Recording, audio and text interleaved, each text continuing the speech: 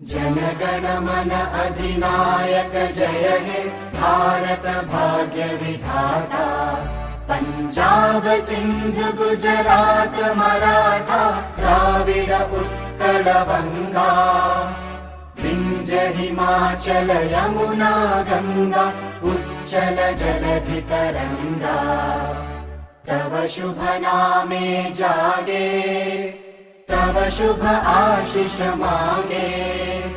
गाहे तव जय गाथा जन गण मंगलदायक जय हे भारत भाग्य विधाता। जय हे जय हे जय हे जय जय जय जय हे। जय श्री राम। शकुंतला और दुष्यंत पुत्र तेजस्वी महापराक्रमी भरत के भारतवर्ष की जय। जय हिंदू राष्ट्र। अभी जो आपने जनगण मन सुना उसे राष्ट्रगान कहा जाता है। यह राष्ट्रगान कहा जाता है, मैंने कभी नापा तो नहीं है, लेकिन 52 सेकंड का बताया जाता है। चलिए मान लेते हैं कि 52 सेकंड का है। अच्छा, ये जो है आज मैं जो कहने जा रहा हूं, लेकिन थोड़ा क्षमा प्रार्थी। अभी जो आशंका बनी हुई है उत्तराखंड में, समस्त हिमालय में लैंडस्लाइड की, बाढ़ की, तो मैं पूरे हिमालयन बेल्ट, उत्तराखंड ही नहीं अपितु उत्तर भारत, जैसे बिहार में गंडक कोसी का खतरा बना रहता है बाढ़ का, तो मैं सभी भारतवासियों के प्रति शुभकामना व्यक्त करता हूं कि वो कुशल रहें, किसी को कोई नुकसान ना हो किसी प्राकृतिक आपदा से। तो मैं कह रहा था कि 52 सेकंड का जो राष्ट्रगान है, राष्ट्रगीत नहीं है, राष्ट्रगान है, ये रविन्द्रनाथ टैगोर ने लिखा है।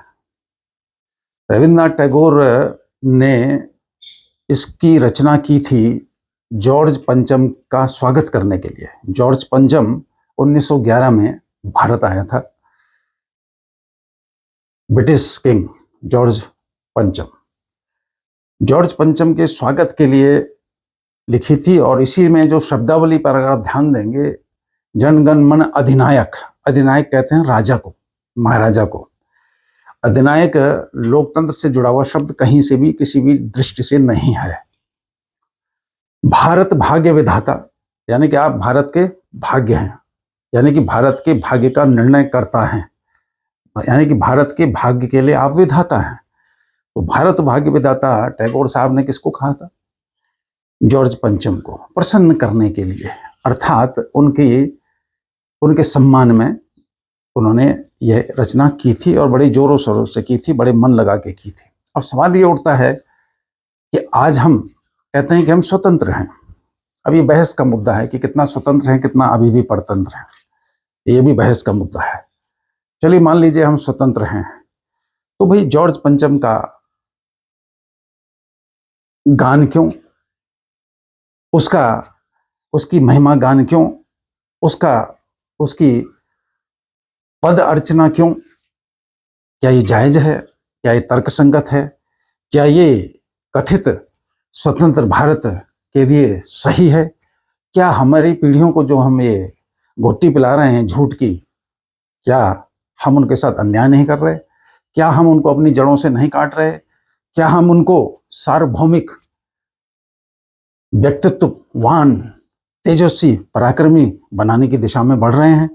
अगर जॉर्ज पंचम का गुणगान होता रहेगा, कहते हैं कि जब भाई राष्ट्रगान चले तो खड़े हो जाओ, भाई राष्ट्रगान चले तो खड़े हो जाओ, तो अब देखिए, अब जिस बच्चे को पता लगेगा कभी इस वास्तविकता का, भाई इसकी इतिहास क्या है, तो उसे उसके हृदय पर क्या गुजरेगी, उसकी मन मस्तिष्क पर तो बिजली कौंधेगी।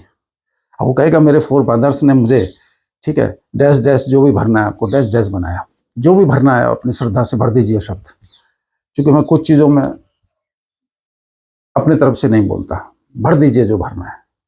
बताइए उस पर क्या गुजरेगी। जब 1997 में मुझे एक देहरादून के वरिष्ठ पत्रकार ने ये समझाया था, बताया था, तो उस दिन मेरे हृदय पर क्या गुजरी थी वो मैं जानता हूं। ऐसा ही दूसरों के साथ होता होगा या होगा। तो सवाल इस बात का है। अब सवाल ये आता है कि बंकिम चंद्र चटर्जी ने आनंद मठ, एक वो भी वहीं के थे, बंगाल के, बंगाली थे, आनंद मठ एक उन्होंने नोवेल, ठीक है, की रचना की थी। तो इस नोवेल में उन्होंने कहीं पर, ठीक है, लिखा था वंदे मातरम। तो वंदे मातरम से मैं समझता हूं तत्कालीन जब स्वतंत्रता संग्राम चल रहा था तो सभी, कहा जाता है कि सभी राष्ट्रभक्त बड़े प्रसन्न थे, बड़े गदगद हो जाते थे इस गीत को सुन करके, और इसे बड़े श्रद्धापूर्वक, श्रद्धा के नजरिए से, दृष्टि से इसे देखते थे और इसे मानते थे कि ये बहुत बढ़िया है हमारे लिए भी और आने वाली पीढ़ियों के लिए भी, प्रेरक है, हमें प्रेरणा देता रहेगा। अब सवाल ये उठता है कि जब हमारे फ्रीडम फाइटर्स, स्वतंत्रता सेनानियों ने कहा, वो ये मानते थे कि राष्ट्र गीत यानी कि वंदे मातरम, ठीक है, वो उपयुक्त है, वो प्रेरक है, वो हमारी पीढ़ियों के लिए अच्छा रहेगा, वो हमें प्रेरणा देता है, वो हमारा ज्ञान बढ़ाता है, वो हमें हमारी सांस्कृतिक विरासत, धरोहर से जोड़ता है। तो फिर ये रविन्द्रनाथ टैगोर की रचना को क्यों राष्ट्रगान बनाया गया? ये, इस पर बहस होना बहुत जरूरी है। क्योंकि अगर आप कहें कि भाई अभी तो ये स्थिति है, पॉलिटिकल सिचुएशन ये है, जियो पॉलिटिकल सिचुएशन ये है, अरे भाई जियो पॉलिटिकल सिचुएशन हमेशा चलती है। आप बताइए किस युग का कौन सा काल है, कालखंड है जब जियो political situation does not matter? It matters every moment, it will matter, it must go on, forget it. सवाल यह है कि हम क्या कर रहे हैं, अपनी पीढ़ियों के साथ छल क्यों कर रहे हैं? हमें ये देखना है, जियो पॉलिटिकल सिचुएशन देख चलता रहेगा। अरे भाई पराक्रमी बनो, जियो पॉलिटिकल सिचुएशन कोई ऐसी समस्या है जिससे जूझा नहीं जा सकता। हमारे पूर्वज जूझे हैं, आप भी जूझो, हम भी जूझेंगे, ये सब चलता रहता है। तो मैं समझता हूँ ये वरीयता क्रम में टॉप पे होना चाहिए, एजेंडे में टॉप पे होना चाहिए। क्योंकि आप राष्ट्रभक्ति की बातें करते हैं, लेकिन राष्ट्रभक्ति पैदा कैसे हो बच्चों में, नौजवानों में? मैं समझता हूं कि लोगों को एक मास मूवमेंट, जन आंदोलन छेड़ना चाहिए कि भाई आप ये जो है, जो जॉर्ज पंचम का गुणगान है, ये नहीं चलेगा भाई, ठीक है, चला लिया, ठीक है, कोई झगड़ा नहीं, लेकिन अब नहीं चलाइए, अब वंदे मातरम को लाइए। और अगर वंदे मातरम जैसा देशभक्ति से परिपूर्ण, देशभक्ति की भावनाओं में डूबा हुआ गीत अगर अच्छा नहीं लग रहा है, तो भाई हमारे भारत में टैलेंट की कमी नहीं है। हमारे भारत में एक से बढ़कर एक योग्य लोग मौजूद हैं, उनके पास टैलेंट है, बहुआयामी प्रतिभा संपन्न लोग भारत में आज भी मौजूद हैं। आप एक सार्वजनिक घोषणा कीजिए, भाई जो राष्ट्र पर सबसे बढ़िया राष्ट्रगीत लिखेगा, ठीक है, उसे पुरस्कार भी दिया जाएगा, और उसे सर्वसम्मति से स्वीकार जब कर लिया जाएगा तो उसे हम जो है जनगण मन को रिप्लेस करके उसको हम शामिल कर लेंगे। तो ऐसी कोई योजना बनाए जाना बहुत ज़रूरी है, क्योंकि आप इसका अध्ययन कर लीजिए। आप जनगण मन अधिनायक, हु इज दिस अधिनायक? अधिनायक means the king, the supreme king. अधिनायक, नायकों का नायक। अधिनायक यानी कि जैसे अधिकार है नायक रहने का, यानी कि राजा, महाराजा, सम्राट। तो तब वो सम्राट था जॉर्ज पंचम, जब आया 1911 में यहाँ। तो चलिए, जो हो गया हो गया। तो मैं समझता हूँ एक अच्छी शुरुआत करनी चाहिए, जिस तरह से मोदी जी ने वहाँ सिंगोल ला करके बहुत अच्छी शुरुआत की है, इसमें दो राय नहीं। सिंगोल सांस्कृतिक परंपरा का हिस्सा है, सिंगोल सांस्कृतिक परंपरा, सांस्कृतिक धरोहर का स्रोत है, उस पर श्रद्धा होनी चाहिए। उस पर जो प्रश्न चिन्ह उठा रहे हैं उनको प्रेम से समझाया जाना चाहिए। ये हर जगह अपनी क्षुद्र घटिया राजनीति मत डाला करो, उनको अच्छा जवाब दिया जाना चाहिए था, ठीक है। बहरहाल मुझे जानकारी नहीं है कि अच्छा जवाब दिया गया या नहीं दिया गया। ओ चिरकुट नेताओं को, रामकृष्ण प्रदेश यानी उत्तर प्रदेश के, जिन्होंने राम भक्तों को भून डाला था, उन्हें बोरों में भर भर कर, उन्हें पत्थरों से बांध बांध कर सरयू में डाल दिया था, ताकि उनकी लाशों को कोई गिन ना पाए।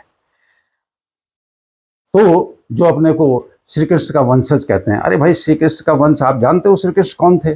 अरे राम और श्री कृष्ण का एक अंश भी किसी में आ जाए तो पराक्रमी, परम भट्टारक, परम तेजस्वी हो जाए, उसके माथे से तो इतना तेज झलकेगा कि कोई उसके अपनी आंखों से सामना, भौतिक आंखों से सामना नहीं कर सकता। आप कहाँ यदुवंशी, कौन यदुवंशी है? ये छोड़ दीजिए इस तरह से रिश्ते जोड़ना। श्री कृष्ण के जो वंशज, श्री कृष्ण का एक अंश भी किसी के अंदर आ जाए तो वो तो चलता फिरता सूरज बन जाए। बहरहाल, तो मेरी प्रार्थना यही है, जो मुझे सुनेंगे या जिनको मैं भेज पाऊंगा अपनी औकात के हिसाब से, तो मैं समझता हूँ विचार करें। जनगण मन को रिप्लेस करने का समय आ गया है, नहीं बोलूँगा, समय निकल गया है, बहुत पहले हो जाना चाहिए था, अब हो जाना चाहिए। कोई बात नहीं, देर आए दुरुस्त आए, ठीक है। सुबह का भटका अगर शाम को लौट आए तो कहते हैं लोग कि भाई हम उसको भटका नहीं मानते, हम उसको कुछ नहीं बोलेंगे, चलिए शाम को तो लौट आया वो, तो चलिए अब शाम हो गई है, बहुत शामें हो गई हैं, बहुत शामें गुजर चुकी हैं, अब तो लौटाओ, ठीक है। तो मैं समझता हूँ कि हमें इसे राष्ट्रगीत को, जो बंकिम चटर्जी, पूज्य बंकिम चटर्जी जी ने अपने आनंद मठ नोवेल में जिसकी रचना की थी, उसे हमें शामिल करना चाहिए राष्ट्रगीत के रूप में, ठीक है। और तब हमारी पीढ़ियां समझेंगी कि भाई ये क्या है, उसका अर्थ उन्हें समझाया जाए, वो समझेंगी। तो मैं समझता हूँ राष्ट्रीय भावना उनमें पनपे भी। राष्ट्रीय भावना का इस वक्त राष्ट्र में सर्वथा अभाव है। अब आप सोचते हैं कि क्रिश्चियन के मिशनरी स्कूल है वो राष्ट्र भावना जगाएंगे, वाह, वो राष्ट्र भावना क्यों जगाएंगी भाई? आप अध्ययन तो कीजिए, ये मिशनरी स्कूल्स क्या कर रहे हैं, क्या गोल खिला रहे हैं? वो राष्ट्र की भावना जगाएंगे? नहीं, वो राष्ट्र की भावना से आपको जुड़ने नहीं दे रही हैं। ये भयानक षड्यंत्र है, ये भयानक षड्यंत्र है, और इस षड्यंत्र की ओर भी ध्यान दिया जाना चाहिए। और मैं समझता हूँ एक बाइंडिंग होना चाहिए, it must be made binding in the near future after doing this, कि हर स्कूल में वंदे मातरम गाया जाए। वंदे मातरम से स्कूल प्रारंभ होगा, वंदे मातरम से हर स्कूल प्रारंभ होगा, वंदे मातरम से, वो चाहे मदरसा ही क्यों ना हो, वंदे मातरम से प्रारंभ होगा। यही शर्त होनी चाहिए। वंदे मातरम से प्रारंभ नहीं होगा तो आप स्कूल नहीं चला सकते, फिर वो मदरसा भी नहीं चला सकते। सब एक हैं, हम सब बराबर हैं, नहीं करते हम हिंदू मुसलमान में भेद, ठीक है। वो एक, they must be at par, वो बराबर होने चाहिए, कोई भेद नहीं होना चाहिए। हम राष्ट्रीय भावना वाले लोग हैं, हिंदू मुसलमान में ना हिंदू मुसलमान छोटा ना हिंदू बड़ा, नहीं कह रहे हैं, मैं नहीं कह रहा। चलिए मान लीजिए कि ये ऋषि मुनियों, तपस्वियों की जो है भूमि है, आर्य भूमि है, मूल रूप से हिंदुओं की है, चलिए नहीं कह रहा, ठीक है। तो अब तो लाइए, आप संविधान की बातें करते हैं, जो सुबह से बहुत संविधान करते हैं, तो लाइए ना बराबरी पर सबको बराबर समझिए ना। अरे सबको बराबर समझिए ना, जात पात के खेल में क्यों उलझा रहे हो लोगों को, है ना।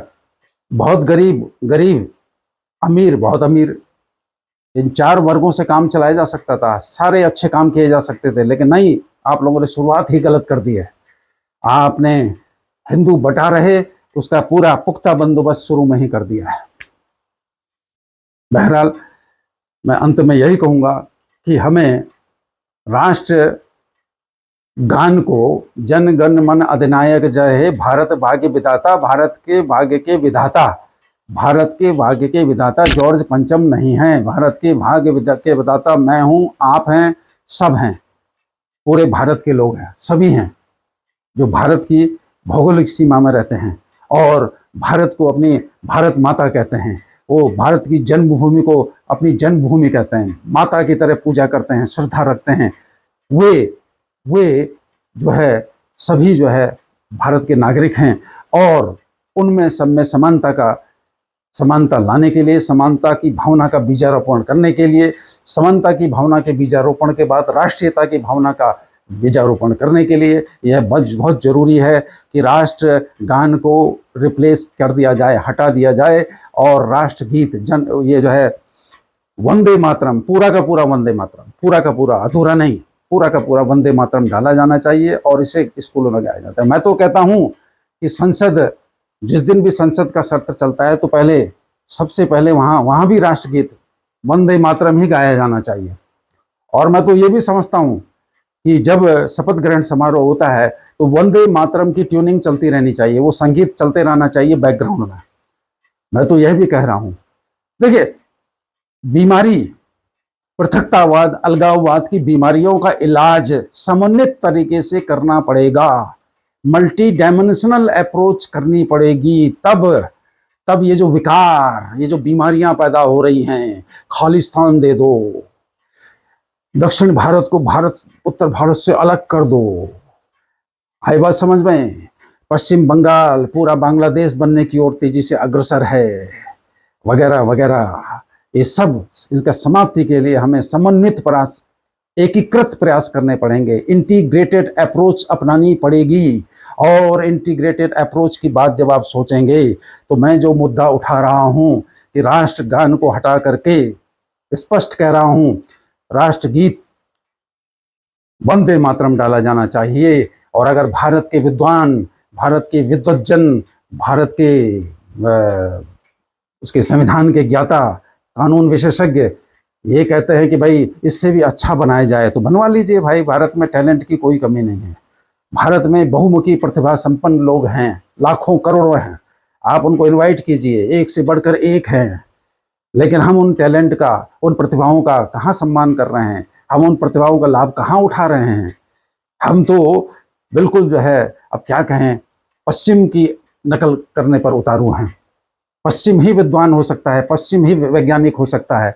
वैज्ञानिक तो तब पैदा होंगे ना, अरे वैज्ञानिक तो तब हो जाएंगे जब वैज्ञानिकता के बीज बोओगे। वैज्ञानिकता के बीज तो बोए नहीं जा रहे हैं स्कूल में, स्कूलों में, कॉलेजों में तो पश्चिमवाद चल रहा है, पश्चिमवाद के झोंके चल रहे हैं, बयार चल रही है। मौलिकता, अरे भाई मौलिकता आएगी तो वैज्ञानिकता आएगी ना, तभी तो व्यक्तित्व पैदा होगा, प्रखर व्यक्तित्व पैदा होंगे। इसलिए मैं आपको धन्यवाद देता हूं कि आपने मुझे सुना। और जय श्री राम, जय भारतवर्ष, जय हिंदू राष्ट्र।